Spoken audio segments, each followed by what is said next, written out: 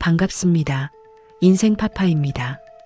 여러분, 혹시 그런 생각 해보신 적 있으십니까? 지금 여러분이 깔고 앉은 이 의자, 매일 마시는 커피, 그리고 옆에서 자고 있는 가족이 사실은 내 머릿속이 만들어낸 가짜라면 어떨까요?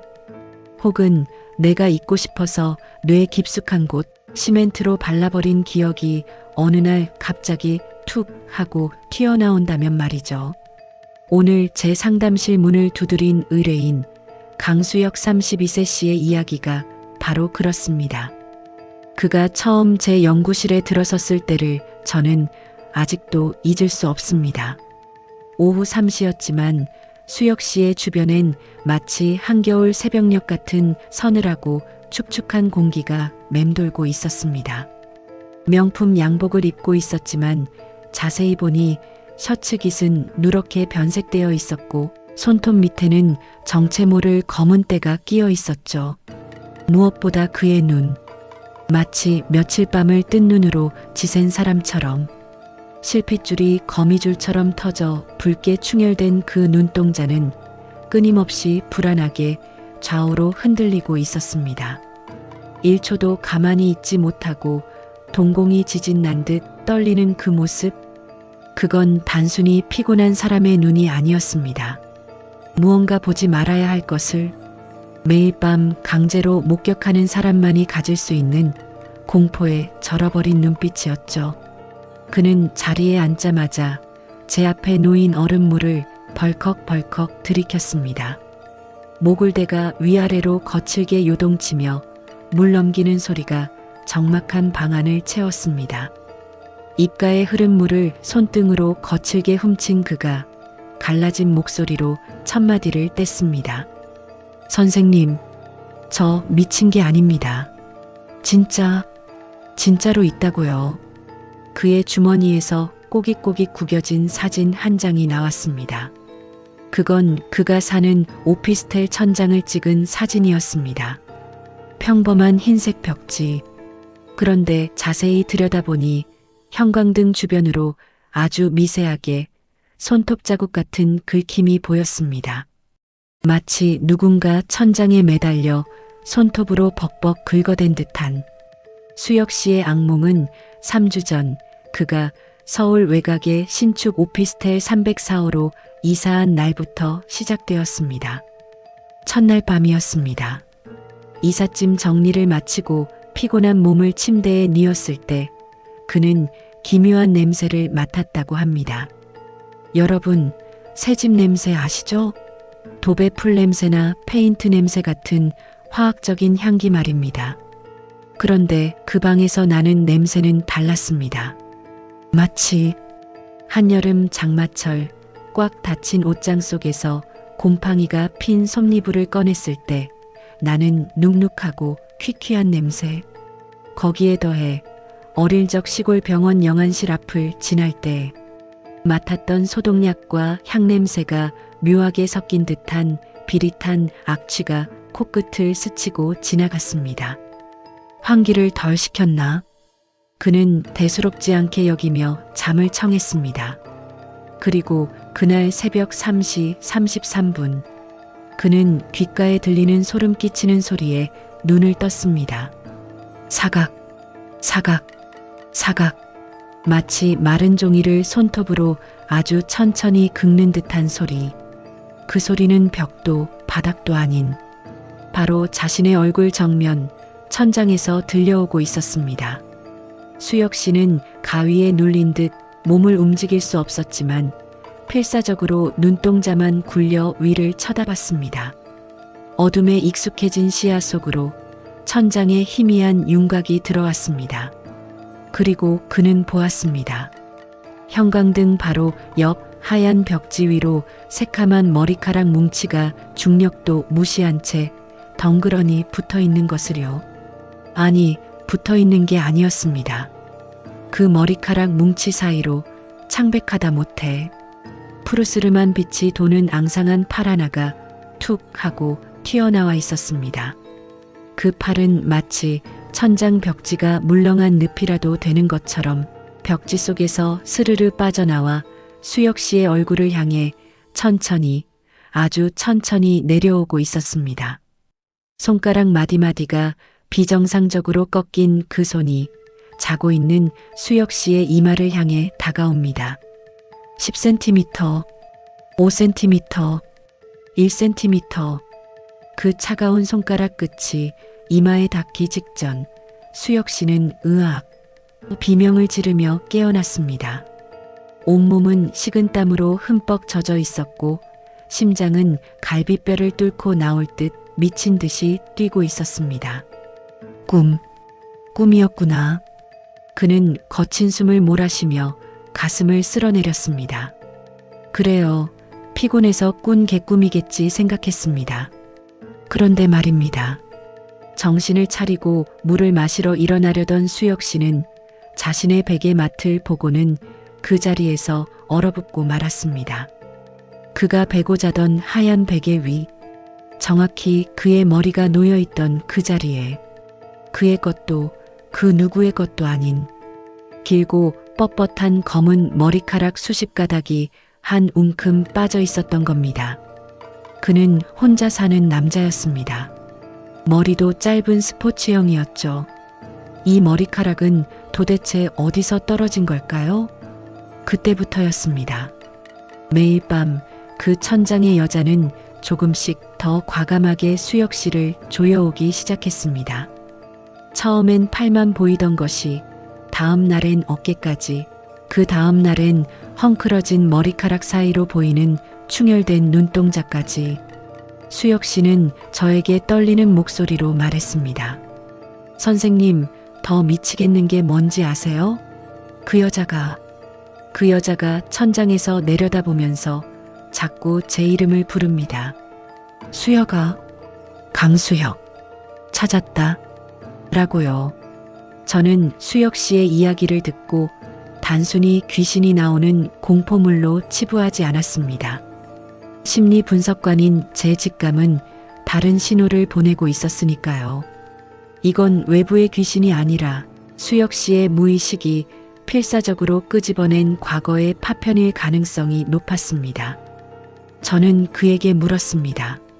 수혁 씨, 혹시 그 304호 처음 가본 곳이 맞습니까? 아니면 아주 오래전에라도 그 동네에 가본 적이 있나요?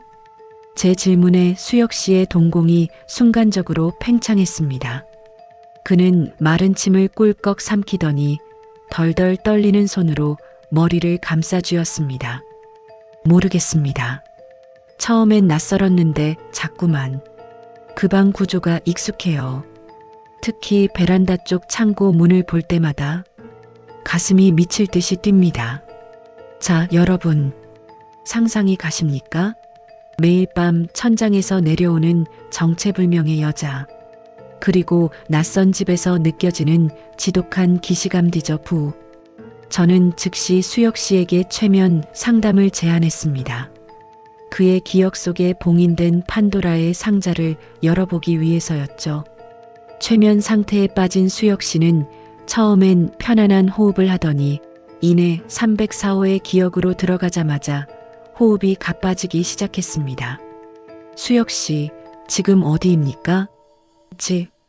집이에요. 엄마가 없어요. 배고파요. 최면 속의 수혁 씨는 32살의 성인이 아니라 5살 어린아이의 목소리를 내고 있었습니다. 그리고 이어진 그의 말은 옆에서 듣던 저조차도 펜을 멈칫하게 만들 만큼 충격적이었습니다. 천장에 엄마가 있어요. 엄마가 나를 보고 웃어요. 근데 엄마 목이 반대로 꺾여 있어요. 도대체 27년 전 5살 수혁 씨에게는 무슨 일이 있었던 걸까요? 그리고 그가 이사간 신축 오피스텔 304호는 과거와 어떤 연결고리가 있는 걸까요? 잠시 후 최면에서 깨어난 수혁 씨의 주머니에서 핸드폰 진동이 울렸습니다. 발신자는 엄마. 분명 어머니가 살아계신다고 했는데 최면 속에 그는 왜 엄마가 천장에 있다고 했을까요? 전화를 받은 수혁 씨의 얼굴이 백지장처럼 하얗게 질려갔습니다. 수화기 너머로 들려오는 어머니의 목소리가 스피커폰이 아닌데도 제 귀에까지 또렷하게 들려왔기 때문입니다. 수혁아, 너 혹시 이사간 그 집 벽지 뜯어봤니? 거기 아무것도 없지? 그렇지? 수혁아, 너 혹시 이사간 그 집 벽지 뜯어봤니? 그 순간 상담실의 공기가 순식간에 얼어붙는 듯 했습니다. 수혁 씨는 핸드폰을 쥔 손을 부들부들 떨고 있었죠. 그건 단순한 수전증이 아니었습니다. 마치 감전이라도 된 사람처럼 공포가 신경줄 하나하나를 타고 흐르는 듯한 격렬한 경련이었습니다. 어머니의 목소리. 평소라면 밥은 먹었니? 아픈 데는 없니? 하며 따스하게 감싸주던 그 목소리가 아니었습니다. 잔뜩 쉰 쇳소리, 그리고 무언가 들키지 말아야 할 것을 들킨 사람 특유의 다급함과 신경질적인 떨림이 섞인 목소리. 마치 30년 전 죄를 지은 범인이 공소시효 만료 전날 형사의 전화를 받은 것 같은 톤이었죠. 수혁 씨는 아무 말도 하지 못한 채 전화를 끊었습니다. 아니, 끊었다기보단 놓쳤다는 표현이 맞겠군요. 스마트폰이 바닥에 탁 하고 떨어지는 소리가 적막한 상담실을 찢어놓을 듯 크게 울렸으니까요. 그는 멍한 눈으로 저를 바라보며 중얼거렸습니다. 선생님, 엄마가 그 집을 어떻게 알죠? 전 이사했다고 말한 적이 없는데요. 그냥 서울로 발령났다고만 했는데. 그렇습니다. 수혁 씨는 부모님께 정확한 주소를 알려드린 적이 없었습니다. 그런데 어머니는 그가 어떤 집에 들어갔는지, 그리고 그 집의 벽지 뒤에 무엇이 있는지 이미 알고 있는 눈치였습니다. 저는 직감했습니다. 이건 상담으로 해결할 문제가 아니라고요. 우리는 즉시 자리에서 일어나 문제의 그곳 304호로 향했습니다. 현장에 도착했을 때는 이미 해가 져서 어둑어둑한 저녁이었습니다. 304호의 도어록을 열고 들어서자마자 지난번 수혁 씨가 말했던 그 냄새가 훅 끼쳐왔습니다. 단순한 곰팡이 냄새가 아니었습니다. 여러분, 오래된 장롱 깊숙한 곳에 넣어둔 조명 냄새와 녹슨 쇠붙이에서 나는 비릿한 피 냄새가 묘하게 섞인 악취, 맡아본 적 있으십니까? 현관에 들어서는 순간 마치 누군가의 입속으로 걸어 들어가는 듯한 끈적하고 불쾌한 습기가 우리의 피부를 감쌌습니다. 수혁 씨는 식은땀을 줄줄 흘리며 침실 쪽을 가리켰습니다. 저기입니다. 천장, 형광등 옆에요. 저는 천천히 다가갔습니다. 겉보기엔 평범한 실크 벽지였습니다. 깨끗하게 도배된 하얀 천장. 하지만 제 눈에는 보였습니다. 형광등 불빛을 비스듬히 비춰보자 벽지 위로 미세하게 울퉁불퉁한 자국들이 드러났습니다. 마치 벽지를 바르기 전 그 안쪽 벽에 누군가 손톱으로 긁어놓은 듯한 수많은 생채기들. 수혁 씨, 준비됐습니까? 저는 가방에서 커터 칼을 꺼내 수혁 씨에게 건넸습니다. 이건 제가 뜯는 게 아니라 의뢰인인 그가 직접 마주해야 할 과거였기 때문입니다. 드르륵, 커터 칼날이 빠져나오는 소리가 유난히 날카롭게 들렸습니다. 수혁 씨는 마른 침을 삼키며 의자 위로 올라갔습니다. 그의 손끝이 천장에 닿는 순간 파르르 떨리는 게 보였습니다. 칼날이 벽지를 파고들었습니다. 종이가 찢어지는 소리가 아니라 마치 짐승의 가죽을 가르는 듯한 질긴 소리가 났습니다.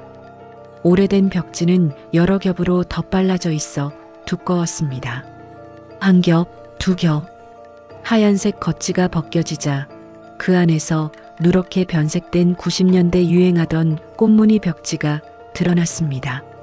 그리고 그 꽃무늬 벽지를 또 한 번 뜯어내자 시멘트 회색빛 대신 새카만 곰팡이와 얼룩으로 뒤덮인 층이 나타났습니다. 그런데 여러분, 그 얼룩의 모양이 이상했습니다. 무작위로 핀 곰팡이가 아니었습니다. 검붉은 얼룩은 천장 구석에서부터 중앙을 향해 길게 뻗어 있었는데 그 형상이 마치 사람이 기어서 도망치다가 바닥을 짚은 손바닥 자국처럼 일정한 간격으로 찍혀 있었습니다. 수혁 씨가 입을 틀어막았습니다. 그는 기억해낸 겁니다. 27년 전 5살에 그가 보았던 장면을요. 최면 속에서 그가 말했던 천장에 엄마가 있어라는 말.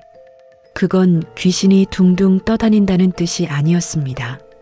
수혁 씨의 눈동자가 텅 빈 것처럼 풀리더니 덜덜 떨리는 입술로 과거를 토해내기 시작했습니다. 그의 시선은 지금 이곳 304호가 아니라 27년 전 재개발되기 전에 낡은 단독주택 2층 방을 보고 있었습니다. 숨바꼭질이었어요. 아빠가 술에 취해서 들어오던 날이었어요. 엄마는 나를 장롱 위에 있는 작은 다락 공간에 숨겼어요. 수혁아, 절대 나오면 안 돼. 소리도 내지 마. 라고 했어요. 수혁 씨의 목소리가 아이처럼 변했습니다. 나는 무서워서 틈새로 밑을 봤어요. 아빠가 엄마 머리채를 잡고. 그렇습니다. 지금의 304호 오피스텔은 과거 수혁 씨가 살던 그 주택을 밀고 지은 건물이었습니다. 하지만 공간의 좌표는 그대로였습니다. 5살 수혁이가 숨어있던 다락, 그리고 그 틈새로 내려다보았던 아래층의 참극. 그날 밤 술에 취한 아버지는 폭력을 휘둘렀고 어머니는 도망치려 했습니다. 하지만 도망칠 곳이 없던 어머니는 필사적으로 천장 쪽, 즉 어린 아들이 숨어있는 다락 쪽으로 손을 뻗었던 겁니다. 자신이 살기 위해서가 아니라 혹시라도 아버지가 위쪽을 쳐다볼까봐 자신의 몸으로 다락 입구를 가리기 위해서. 수혁 씨가 천장에서 보았던 그 여자는 귀신이 아니었습니다. 죽기 직전까지 아들을 지키기 위해 피투성이가 된 손으로 천장 틈새를 막아서던 친어머니의 마지막 뒷모습이었던 겁니다. 그 처절한 몸부림이, 그 피 묻은 손바닥 자국이 겹겹이 쌓인 벽지 너머에 고스란히 봉인되어 있었던 거죠. 그런데 여기서 의문이 생깁니다. 그렇다면 아까 전화를 건 지금 수혁 씨가 엄마라고 부르는 그 여자는 누구입니까? 그때였습니다. 찢어진 벽지 틈 사이로 무언가 툭 하고 떨어졌습니다. 먼지 뭉치와 함께 바닥에 뒹군 것은 낡고 녹슨 작은 열쇠 하나와 비닐에 쌓인 쪽지였습니다. 수혁 씨는 바들거리는 손으로 쪽지를 집어들었습니다. 꼬깃꼬깃한 종이에는 삐뚤빼뚤한 글씨로 이렇게 적혀 있었습니다. 수혁아, 이 글을 읽는다면 도망쳐. 지금 내 옆에 있는 여자는 엄마가 아니야. 쪽지를 읽는 수혁 씨의 얼굴이 경악으로 물들었습니다. 그리고 그 순간 현관 도어록이 미친 듯이 울리기 시작했습니다. 비밀번호를 누르는 소리가 아닙니다. 누군가 밖에서 마스터키를 대고 문을 열려는 소리였습니다.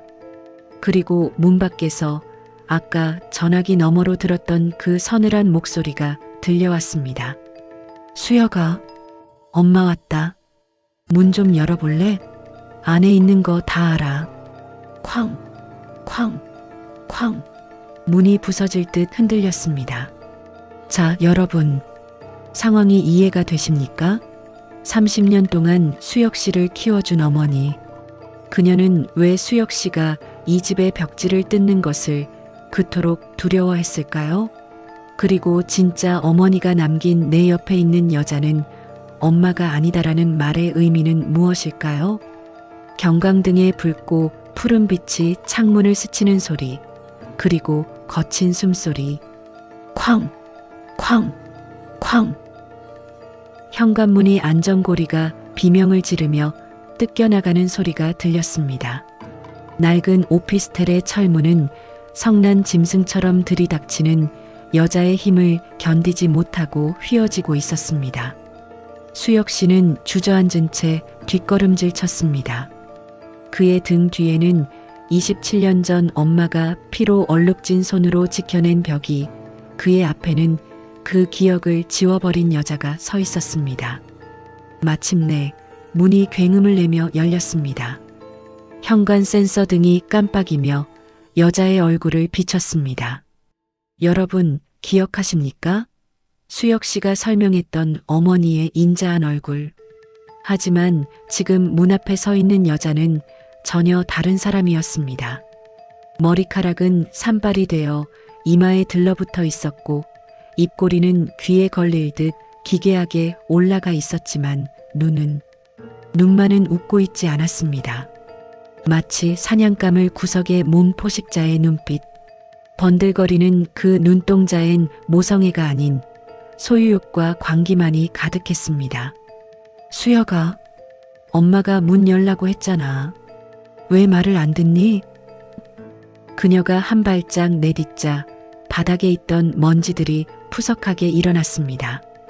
그녀의 시선이 수혁 씨의 손에 들린 쪽지와 뜯겨나간 천장 벽지로 향했습니다. 순간 그녀의 얼굴 근육이 기괴하게 뒤틀렸습니다. 마치 유리가 깨지듯 인자한 엄마의 가면이 박살나는 순간이었습니다. 그거 보지 말라고 했지. 덮어두라고 했잖아. 내가 널 얼마나 깨끗하게 씻겨놨는데 그 더러운 기억을 왜 다시 끄집어내. 여자가 찢어지는 듯한 고성을 지르며 수혁 씨에게 달려들었습니다. 저는 본능적으로 수혁 씨 앞을 막아서려 했지만 수혁 씨가 더 빨랐습니다. 공포에 떨던 5살 아이는 이제 없었습니다. 그는 벌떡 일어나 달려드는 여자의 팔을 거칠게 뿌리쳤습니다. 당신 누구야? 수혁 씨의 목소리는 낮았지만 그 어떤 비명보다 서늘했습니다. 그의 손에 들린 쪽지. 지금 내 옆에 있는 여자는 엄마가 아니야. 말해. 당신 누구냐고. 우리 엄마 어디 있어? 수혁 씨의 고함에 여자가 멈칫했습니다. 그리고 이내 낄낄거리며 웃기 시작했습니다. 그 웃음소리는 마치 긁힌 레코드판처럼 끊어지며 매장 안을 울렸습니다. 내 엄마, 그 멍청한 년? 깔깔깔. 넌 그년 덕분에 살았다고 생각하니? 아니야. 널 살린 건 나야. 그날 밤 내 아빠가 그년을 죽이고 너까지 죽이려던 걸 내가 말렸어.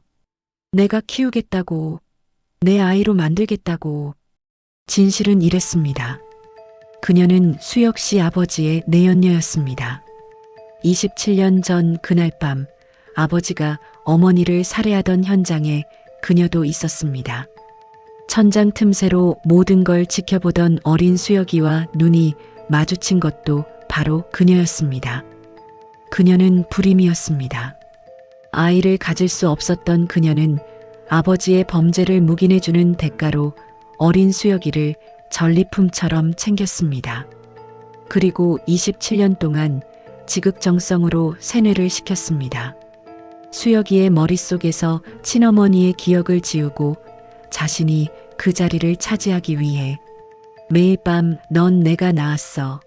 넌 내 아들이야 라고 속삭이며 아이의 무의식을 조작했던 겁니다. 하지만 피의 기억은 지울 수 없었습니다. 수혁 씨가 우연히 운명처럼 다시 이 집으로 이사 오게 되면서 벽지 속에 봉인되어 있던 친어머니의 원혼이 아들을 깨운 것입니다. 내 아들이야. 넌 내 거야. 아무데도 못 가. 여자가 품속에서 흉기를 꺼내 들고 다시 달려들었습니다. 수혁 씨의 눈앞으로 날카로운 칼날이 번뜩이는 찰나 사이렌 소리가 창밖을 가득 채웁니다. 거기 꼼짝 마. 경찰입니다. 제가 미리 신고해둔 경찰들이 들이닥쳤습니다. 테이저건의 푸른 불빛이 허공을 갈랐고 여자는 단말마의 비명과 함께 바닥으로 고꾸라졌습니다.